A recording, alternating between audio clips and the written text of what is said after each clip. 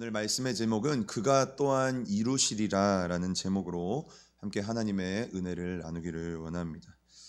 오늘로써 이제 데살로니가 전서의 마지막 시간으로 가질 건데요. 이 데살로니가 전서는 사도 바울이 기록했던 13권의 성경 중에 가장 먼저 기록된 성경 편지가 바로 이 데살로니가 전서입니다. 사도 바울은 이 데살로니가 지역에서 불과 3주밖에 복음을 전하지 못했습니다.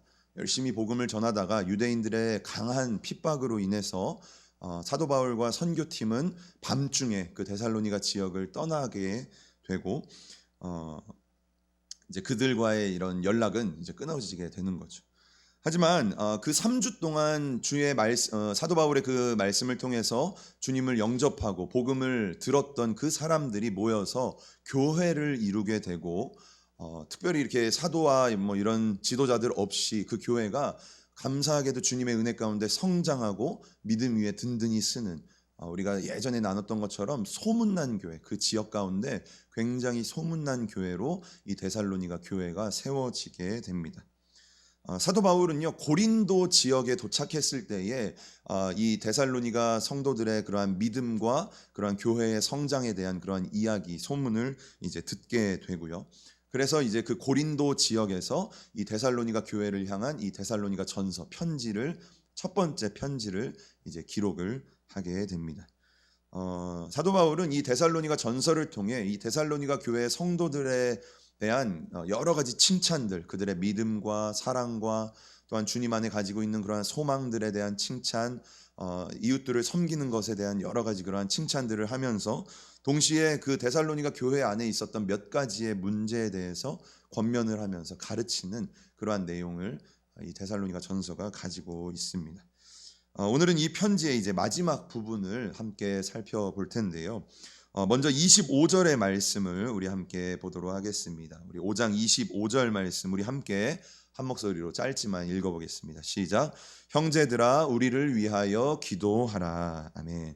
사도 바울은 이 데살로니가 전서를 이제 마무리 지으면서 데살로니가 교회 성도들에게 자신들을 위한 중보 기도를 부탁을 하고 있습니다. 지금 고린도 지역에서 열심히 또 복음을 증거하고 성도들을 가르치고 있는 그 사도 바울과 선교팀이 자신들을 위해서 기도해 달라라는 그러한 이야기를 25절 말씀을 통해 하고 있는 것이죠. 또한 사도 바울은 26절 말씀을 통해서 지금 고린도 지역에서 자신들과 함께 있는 그러한 모든 성도들에게 데살로니가 교회 성도들이 문안할 것을, 서로의 그런 안부를 물을 것을 또한 26절을 통해 이야기를 하고 있습니다. 26절 말씀을 보면 앞에 부분에 거룩한 입맞춤, 거룩하게 입맞춤으로 라고 이야기를 하고 있는데요. 이것은 그 당시에 인사하던 문화, 지금도 외국에 가면은 인사할 때 우리는 뭐 악수를 한다거나 요즘은 이렇게 주먹을 마주한다거나 이렇게 하는데 외국에 가면 이렇게 볼에 이렇게 볼을 서로 맞대거나 뭐 그런 인사법이 있죠. 이 이스라엘 이 사람들도 유대 문화권에 있는 사람들도 그러한 인사를 하는데 그것을 이제 거룩한 입맞춤이다라고 표현을 하면서 이제는 주님 안에서 한 형제 자매가 된 성도들끼리 서로가 문안을 하고 서로 인사할 것을 26절 말씀을 통해서 이야기를 하고 있습니다. 그리고 27절 말씀을 통해서 사도 바울은요, 이 데살로니가 교회에 보내진 이 첫 번째 편지를 모든 형제들이 공유할 것을 이제 권면을 하고 있습니다. 일부 성도들, 일부 지도자들만 이 편지를 읽고 이제 배우는 것이 아니라 모든 성도들이 이 편지를 공유하고 이 편지 안에 있는 내용들을 가르치고 그것에 따라서 이제 살아갈 것을 사도 바울이 이 편지 마지막 부분에 이제 강조를 다시 한번 하고 있습니다. 그리고 28절에는 이제 마지막 편지의 맺음말이라고 할까요? 인사말을 하면서 그 성도들을 축복하면서 사도 바울이 이 편지를 마무리 짓게 됩니다. 오늘 이제 우리가 이렇게 간단하게 뒷부분은 살펴봤고 함께 좀 이제 자세히 볼 부분은요. 23절과 24절의 내용을 통해서 우리가 오늘 하나님의 말씀을 함께 나누길 원하는데요. 먼저 우리 23절과 24절의 말씀을 한 번 더 좀 길지만 한 번 더 읽어보도록 하겠습니다. 23절과 24절 함께 읽겠습니다. 평강의 하나님이 친히 너희로 온전히 거룩하게 하시고 또 너희 온 영과 혼과 몸이 우리 주 예수 그리스도 강림하실 때에 흠없게 보전되기를 원하노라. 너희를 부르시는 이는 미쁘시니 그가 또한 이루시리라. 아멘. 이 23절과 24절의 말씀은요, 우리의 성화에 대한 이야기를 하고 있습니다. 그러니까 예수님을 믿었으면 이제는 그냥 예수님 믿고 끝, 이것이 아니라 예수님을 믿었으면 예수님의 말씀에 따라 예수님을 닮아가는 그러한 성도의 변화가 일어나야 된다라는 것이죠. 그것을 23절과 24절 말씀이 우리 주님이 오실 그때까지 우리가 인도함 받게 될 거다, 성장하고 온전하게 될 것이다 라는 것을 이야기를 하고 있습니다. 오늘 우리는 23절과 24절 말씀을 통해 크게 두 가지의 내용을 함께 살펴보려고 하는데요. 첫 번째는 우리 하나님은 평강의 하나님이다 라는 것을 먼저 함께 살펴보려고 합니다. 23절 말씀을 보면 이렇게 이야기를 하고 있습니다. 평강의 하나님이라고 이야기를 하고 있습니다. 방금 말씀드린 것처럼 우리는 성화의 과정을 걸어가야 합니다. 예수님을 믿었으면 예수님을 닮아가고 예수님처럼 온전해져 가는, 주의 말씀에 따라 내 삶이, 내 인격이 변화되어지는 그러한 과정을 우리가 살아가야 된다라는 것이죠. 그런데 그러한 성화의 과정을 우리가 밟아감에 있어서 그 주체가 누구냐라는 것입니다. 주체가 누구일까요? 내가 온전해지고 내가 예수님을 닮아가고 내가 하나님의 말씀을 지키고 행하는 것에 있어서 그 주체가 누구다라고 오늘 말씀은 이야기하냐면요, 23절을 보면 그 주체가 바로 평강의 하나님이다라고 이야기를 하고 있습니다. 내가 하나님을 닮아가고 예수님을 닮아가는데 내 힘과 노력과 열심으로 그렇게 되어지는 것이 아니라 평강의 하나님이 친히 우리를 온전하게 하신다. 맨 마지막을 보면 우리를 흠없게 보전하실 것이다 라고 이야기를 하고 있는 것이죠.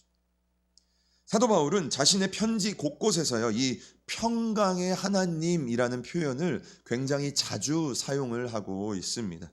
먼저 로마서 15장 33절을 보면요, 평강의 하나님께서 너희 모든 사람과 함께 계실지어다 라고 인사를 하고 있고요. 빌립보서 4장 9절 말씀을 보면요, 너희는 내게 배우고 받고 듣고 본 바를 행하라. 그리하면 평강의 하나님이 너희와 함께 계시리라 라고 이야기를 하고 있습니다. 이처럼 우리의 하나님은요, 어떤 하나님이냐면 평강의 하나님이다라는 것이죠. 그런데 이 평강이라고 하면 우리가 성탄절날 또 생각나는 한 분이 있습니다. 그분이 누구냐면요, 바로 우리 예수님인 것이죠. 우리 예수님이요, 이 땅에 평강의 왕으로 오셨다라는 것입니다. 이제 이틀만 지나면 우리가 성탄절을 맞이하게 되는데요, 우리 예수님은 이 땅에 평강의 왕으로 오셨다라는 것을 우리가 좀 잠깐 함께 좀 살펴보려 합니다. 먼저 이 평강의 왕이라는 표현은요, 이사야 선지자가 가장 먼저 사용한 그러한 내용입니다.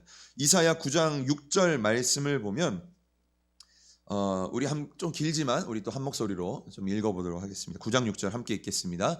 이는 한 아기가 우리에게 낳고 한 아들을 우리에게 주신 바 되었는데 그 어깨에는 정사를 메었고 그 이름은 기묘자라 모사라 전능하신 하나님이라 영존하시는 아버지라 평강의 왕이라 할 것임이라. 아멘.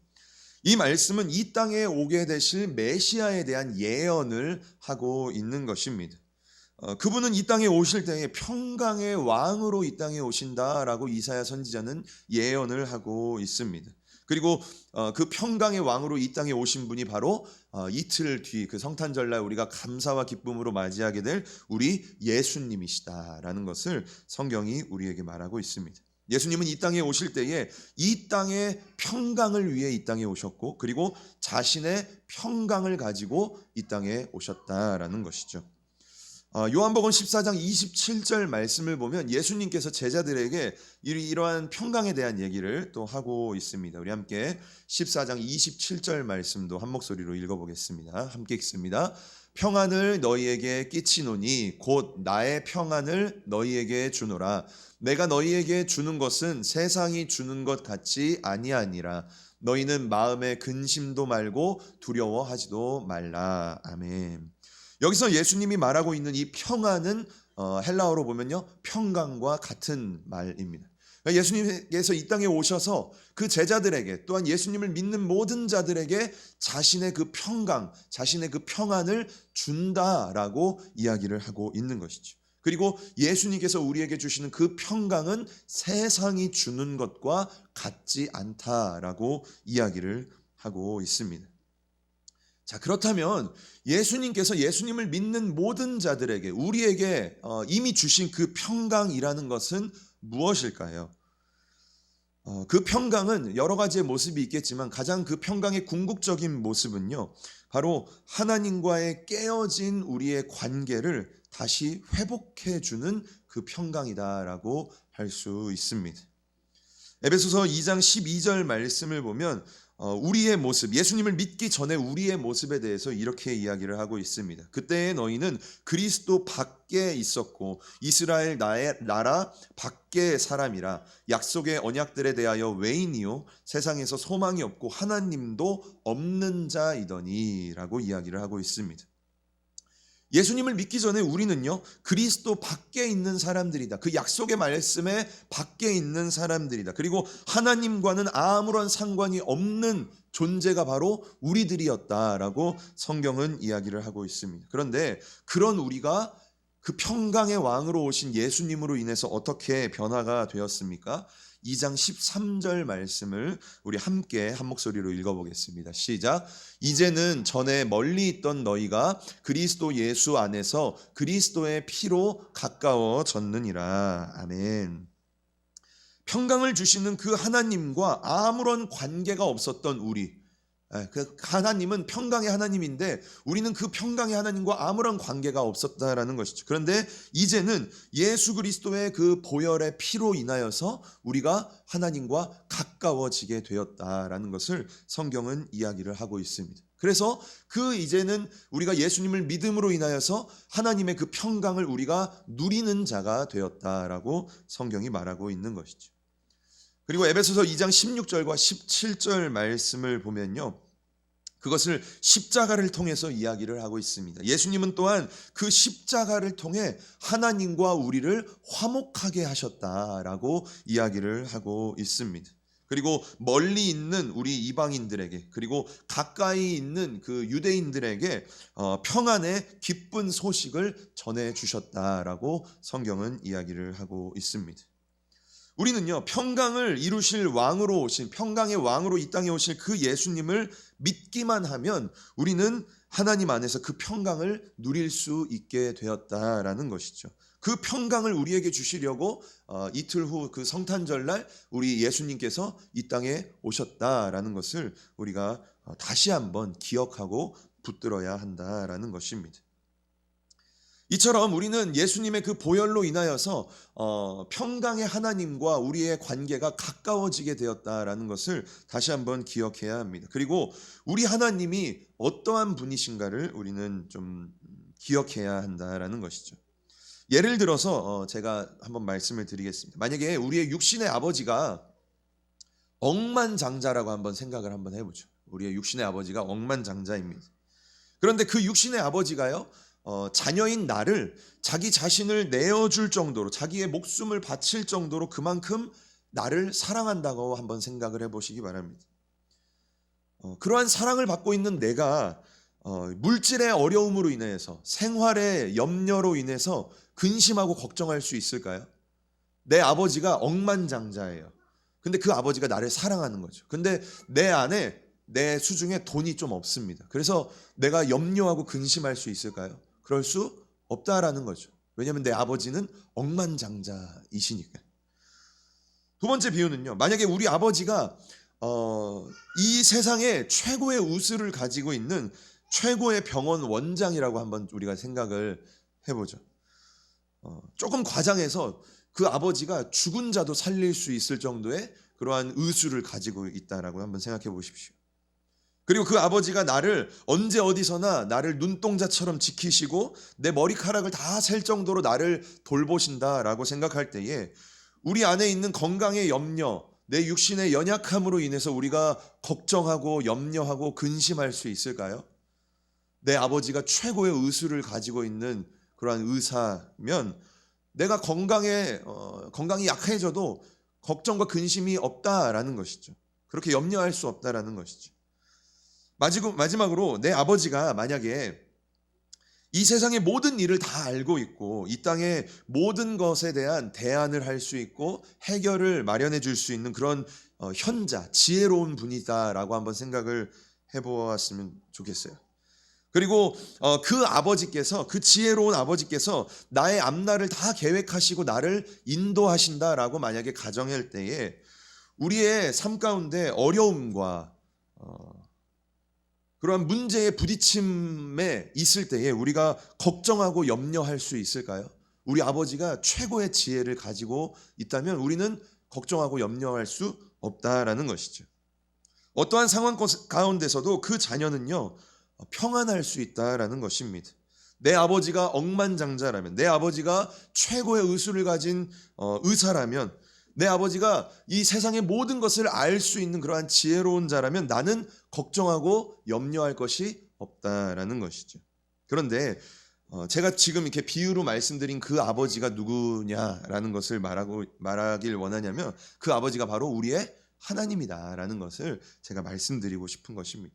우리 하나님께서 그렇게 이 세상의 모든 것을 가지고 계시고 이 세상의 모든 문제를 해결하실 수 있고 이 세상의 모든 것을 알고 계획하시고 인도하시는 분이라면 그 하나님을 우리가 믿는다면, 그 하나님을 우리가 신뢰한다면 우리가 평강을 누릴 수 있다라는 거죠. 염려할 수 없다라는 거죠. 근심 가운데 있을 수 없다라는 것입니다.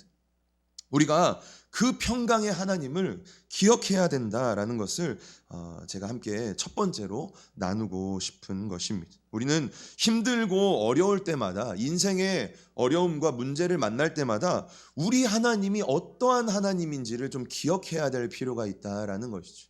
우리 하나님은요 모든 것을 하실 수 있는 분이시고 우리 하나님은 우리에게 그분의 그 평강을 주시기를 원하시는 평강의 하나님이다라는 것을 우리가 기억했으면 좋겠다라는 겁니다.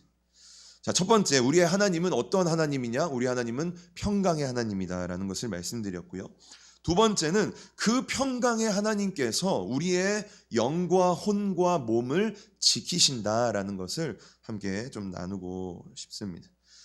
우리 함께 23절과 24절 말씀 또 한 번 더 읽어봤으면 좋겠는데요. 우리 함께 23절과 24절 함께 읽어보도록 하겠습니다. 시작.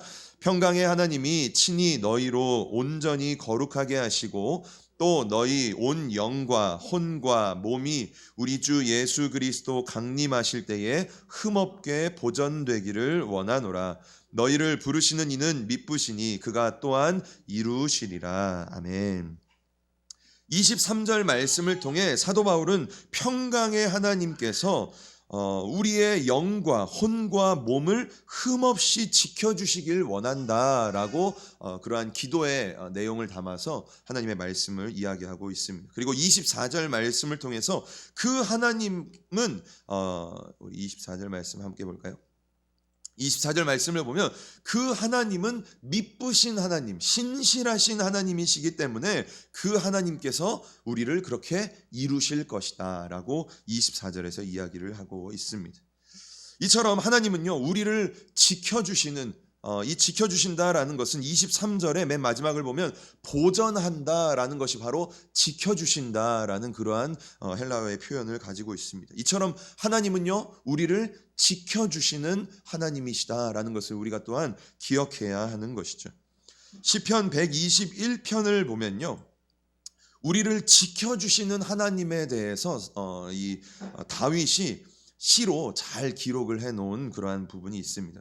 121편이 1절에서 8절까지 기록이 되어 있거든요. 우리가 함께 좀 짧기 때문에 1절부터 8절까지 한번 함께 읽어보면서 우리를 지키시는 그 하나님에 대한 그러한 내용을 함께 좀 이렇게 봤으면 좋겠습니다. 우리 함께 1절부터 8절까지 한 목소리로 읽어보겠습니다. 함께 읽습니다. 시작.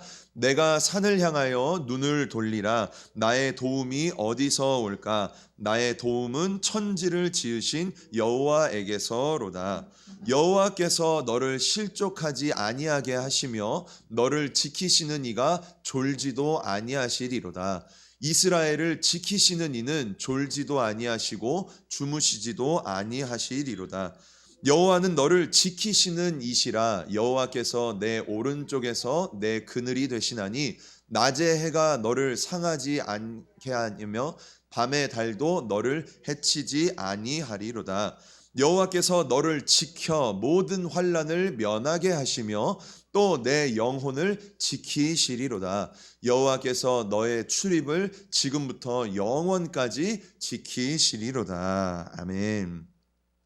다윗은요, 이 시를 통해서 하나님께서 그의 백성이 된 하나님의 자녀가 된 우리를 어떻게 지키시고 어떻게 보호하시는지를 굉장히 자세하게 이 안에 기록을 하고 있다라는 것입니다. 그분은요, 졸지도 아니하시고 주무시지도 아니하시고 우리를 지키신다. 그리고 우리의 그늘이 되어 주시는 우리의 모든 원수와 모든 환난으로부터 우리를 건져주시는 분이시다. 그렇게 우리를 지켜주시는 분이다라고 다윗은 이 시편 121편을 통해 고백을 하고 있습니다.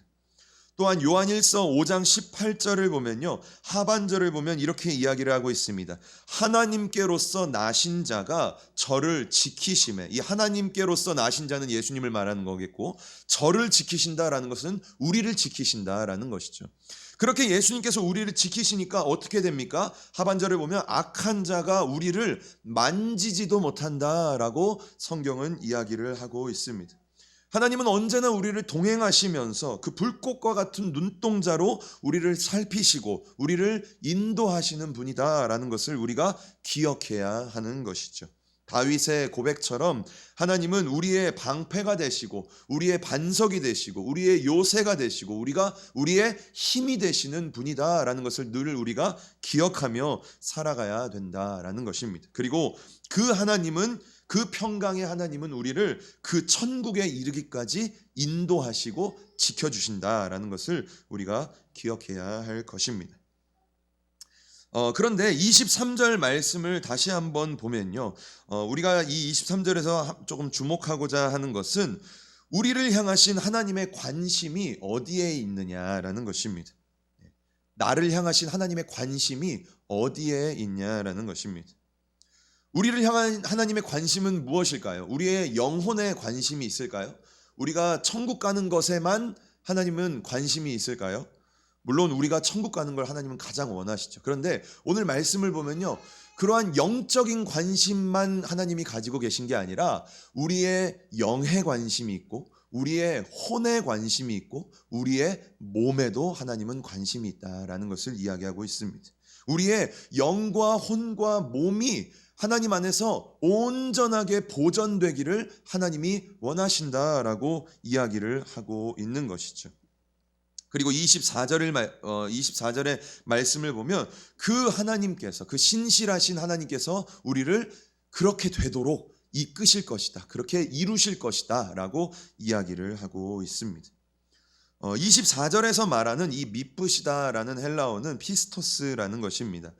이 뜻을 살펴보면 믿을 만한, 신실한, 신뢰하는, 신임하는, 믿는 이라는 그러한 의미가 담겨져 있습니다. 그러니까 우리 하나님이 미쁘시다라고 말하는 것은 무엇이냐면 우리 하나님은 믿을 만한 분이시다라는 걸 얘기하고 있는 거죠. 우리 하나님은 미쁘십니다라고 말하는 것은 우리 하나님은 믿어도 되는 분이십니다. 우리 하나님은 신뢰해도 되는 분입니다. 우리 하나님은 변함이 없으신 분입니다라는 것을 성경이 우리에게 이야기를 하고 있는 것입니다.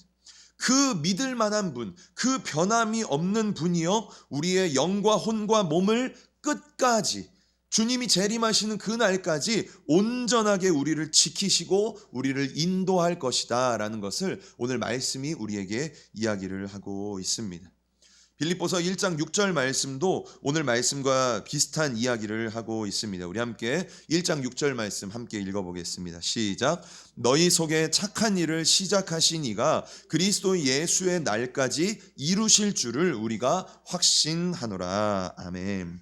우리 안에 그 구원의 일을 시작하신 그 하나님께서 예수님이 재림하시는 그 예수의 날까지 우리를 이끌어 가실 것, 우리의 구원을 이루실 것을 그들이 확신한다라고 이야기를 하고 있습니다. 그리고 요한계시록 22장 13절을 보면 예수님께서 친히 이렇게 이야기를 하고 있는 거죠. 예수님 자신, 나는 무엇이라고 말하면요, 맨 마지막을 보면 시작이요 곧 끝이다라고, 시작에서 끝까지 모든 것을 주관하시고 모든 것을 다스리시는 하나님, 우리의 구원도 다스리시고 우리의 가정의 모든 것도 다스리고 인도하시는 분이 바로 우리 예수님, 우리 하나님이다라는 것을 우리에게 이야기를 하고 있습니다. 찬송가 460장을 보면 우리가 아까도 찬양했지만 지금까지 지내온 것이라는 찬양이 있습니다. 그 내용을 보면 지금까지 지내온 것이 다 주님의 크신 은혜다라는 것을 우리가 아까도 고백했고, 그러한 찬양을 우리가 많이 고백을 하고 있습니다. 요즘 이제 이렇게 좀 개인적으로 기도를 하면서 2020년을 좀 되돌아보는 그러한 시간을 좀 전 개인적으로 좀 가졌습니다. 그리고 연초에 작성했던, 우리 교회는 연초마다 기도 제목을 이제 작성을 하지 않습니까? 제가 작성했던 그러한 기도의 제목도 이렇게 좀 다시 보면서 2020년 하나님이 나를 어떻게 인도하셨나, 내가 어떻게 살았나라는 거를 이제 기도하면서 좀 이렇게 되새겨보는 시간, 그리고 또 다가올 2021년에 하나님이 무엇을 기도하길 원하실까? 하나님, 2021년 제가 붙들고 기도할 그 기도의 내용을 좀 저에게 허락해 주세요라는 그러한 이렇게 기도를 좀 가졌는데요. 2020년 우리가 코로나로 인해서 이 1년이 마치 이렇게 사라진 것 같다라는 그러한 표현을 하시는 분들도 많이 봤습니다. 우리의 계획과 소망이 이 코로나로 인해서 많이 무산되고 이렇게 흐트러지는 그런 것을 우리가 발견하고, 또 우리가 계획한 대로 이루기가 어렵고 답답한 모습들도 우리가 이제 경험을 했습니다. 그런데 제가 기도하면서 깨닫게 된 것은요, 그러한 코로나로 인해서 어려움과 불편함과 답답함이 분명히 존재했지만, 그럼에도 불구하고 제가 이렇게 되돌아보니까 여전히 저를 인도하셨고, 그러니까 저는 이제 개인적으로 느낄 때 여전히 저를 인도하셨고 저를 이끌어 오신 그 주님의 손길이 이렇게 기도하면서 느껴지게 되는 것이죠. 아, 하나님이 이렇게 인도하셨구나. 아, 하나님이 이렇게 또 길을 열어주셨구나. 아, 하나님이 이런 일들을 내 삶 가운데, 사역 가운데 행하셨구나라는 것을 제가 기도를 통해서 이렇게 경험을 하게 되었습니다. 그리고 2021년도도 하나님이 나에게 이렇게 새롭게 인도하시고 내 삶 가운데 새 일들을 행하실 그러한 소망이 제 안에 이렇게 생기는 것을 제가 이렇게 좀 기도를 통해서 경험을 하게 되었습니다. 오늘 이 24절 말씀을 보면 그가 또한 이루시리라 라고 이야기하는 그 말씀이요, 이렇게 믿어지는 그러한 경험을 좀 하게 되었습니다. 디모데후서 2장 11절에서 13절까지의 말씀을 보면요, 이렇게 되어 있습니다. 우리 13절만 함께 좀 읽어보도록 하겠습니다. 13절 말씀 함께 읽습니다. 시작. 우리는 미쁨이 없을지라도 주는 항상 미쁘시니 자기를 부인할 수 없으시리라. 아멘. 이렇게 말씀하는 거죠. 우리는 미쁨이 없을지라도, 그러니까 아까 미쁘다라는 것은 믿을만하다라는 것인데, 그러니까 나 자신은요 믿을만하지 않다라는 거예요. 나는 믿을 구석이 없다라는 거예요. 나는 하루에도 몇 번씩 변화된다라는 거예요. 결단해도 넘어지고 쓰러진다라는 거예요. 그런데 그래서 우리에게는요 나를 보면 소망이 없다라는 것이에요. 그런데 누구는 미쁘시다라고 얘기하고 있습니까? 우리 주님은 항상 미쁘신 분이다라고 이야기를 하고 있는 것이죠. 우리 주님은 항상 믿을 만한 분이시다. 우리 주님은 항상 변함이 없으신 분이다라고 이 디모데후서 2장 13절이 우리에게 이야기를 하고 있는 것입니다. 그래서 우리는 어떻게 행동해야 됩니까? 우리는 그 변함없으신 주님을 믿기만 하면, 우리가 그 주님을 붙들기만 하면 지금 나의 모습과 상관없이 그 주님이 나를 인도하시고 나를 통해서 새 일을 행하시고 나의 모습이 지금은 좀 연약하고 불안한다 할지라도 내가 주님을 의지하고 믿는다면 주님이 내 인생 가운데 새로운 일들을 행하실 것이다 라고 성경이 우리에게 이야기를 하고 있는 것이죠. 그 미쁘신 하나님, 신실하신 하나님은요, 우리의 영과 혼과 몸을 지키시는 분이십니다. 그리고 그 주님은 나의 주인이 되셔서 나의 인생을 이끌어 가시고 우리를 흠이 없게 온전하게 보전해 주시는 분이시다라는 것을 우리가 함께 살펴보았습니다. 말씀의 결론을 맺겠습니다. 오늘은 23절과 24절 말씀을 통해 두 가지에 대해서 살펴봤는데요. 첫 번째는 우리 하나님은 평강의 하나님이다라는 것을 함께 살폈고, 두 번째는 그 평강의 하나님께서 우리의 영과 혼과 몸을 지켜주신다. 그 주님이 재림하실 그때까지 우리를 온전하게 보전해 주실 것이다 라는 것을 우리가 함께 살펴봤습니다. 처음 신앙을 가지고 신앙생활을 하는 초신자 분들에게는요, 어떠한 믿음이 필요합니까? 하나님의 존재를 믿고 그 예수님께서 나를 구원해 주셨다라는 그러한 믿음이 초신자 분들에게는 필요합니다. 그것을 믿을 수 있어야 신앙생활을 더 할 수 있는 것이죠. 하지만 우리와 같이 신앙생활을 오래 한 성도들에게는요, 이러한 믿음이 필요한 것이 아니라 다른 믿음이 필요합니다. 그것을 말씀을 통해 두 가지로 얘기하고 싶은데요. 첫 번째는 우리에게 어떠한 믿음이 필요합니까? 우리는요, 하나님이 어떠한 분이신지를 믿을 수 있는 그러한 믿음이 필요하다라는 것이에요.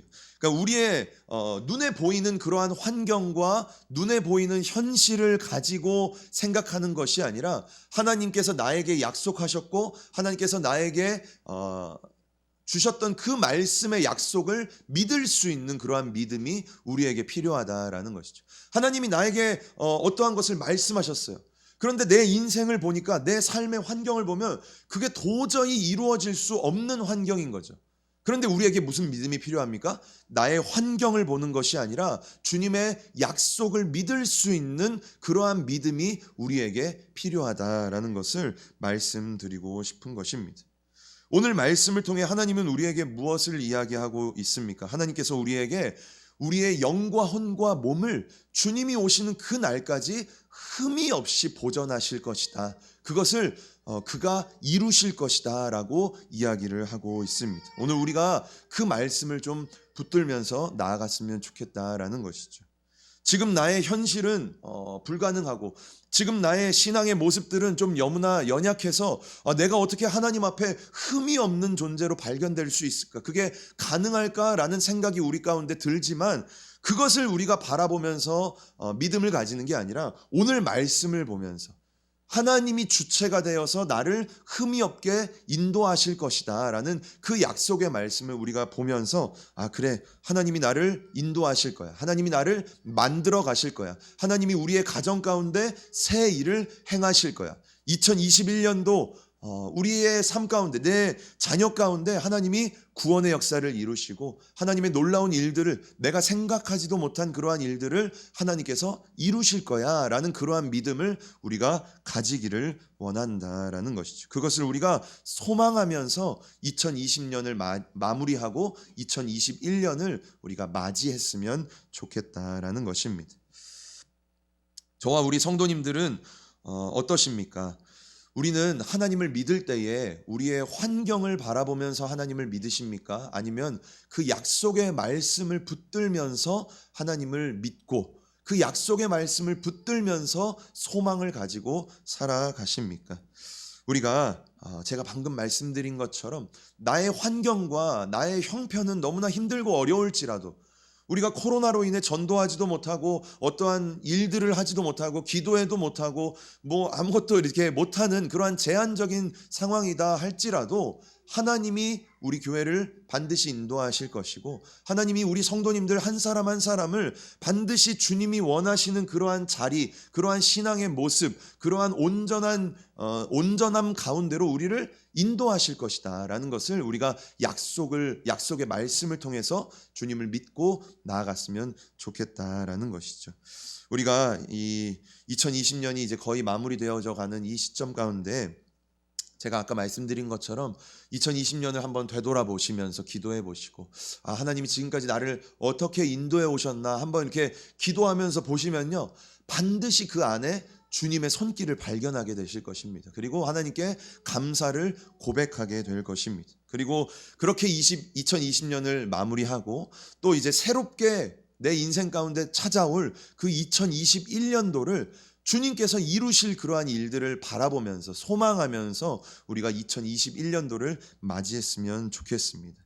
저와 우리 모두에게 그러한 믿음, 이 약속의 말씀을 붙들 수 있는 그러한 믿음이 저와 우리 모든 성도님들에게 있을 수 있기를 주님의 이름으로 간절히 축복합니다.